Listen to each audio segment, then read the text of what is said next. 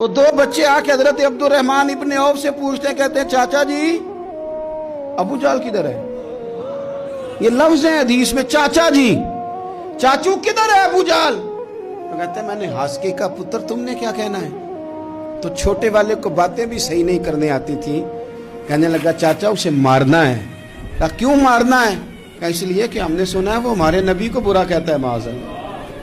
کہا تم اگر نام مار سکے تو چھوٹا کہہ رہا ہے، کہتا نام مار سکے تو مریں گے تو صحیح نا حضور کے نام پہ۔ حفیظ جلندری کہتے ہیں وہ کہہ رہا تھا مریں گے یا ماریں گے اس ناری کو، سنا ہے گالیاں دیتا ہے وہ محبوب باری کو، معاذ اللہ حضور کو برا کہتا ہے۔ میدان میں آئے دونوں، زور زور سے تلواریں ماری، گھوڑے سے گرا لیا ابو جہل کو۔ حضرت معاذ جو تھے بڑے والے، ان کا بازو کٹ گیا، تھوڑا سا گوشت سال لٹک رہا تھا۔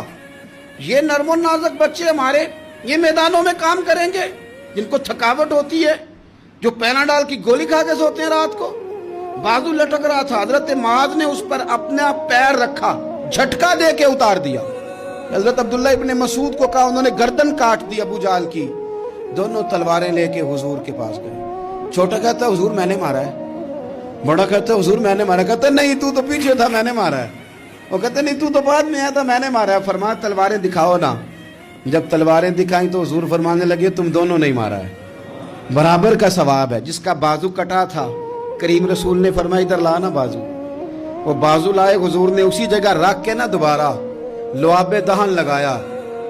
حضرت معاذ حضرت عثمان غنی کے زمانے تک موجود رہے۔ فرماتے ہیں کٹنے سے پہلے طاقت کم تھی، جب حضور نے جوڑا ہے تو طاقت پہلے سے زیادہ ہو گئی ہے، پہلے سے زیادہ ہو گئی ہے طاقت۔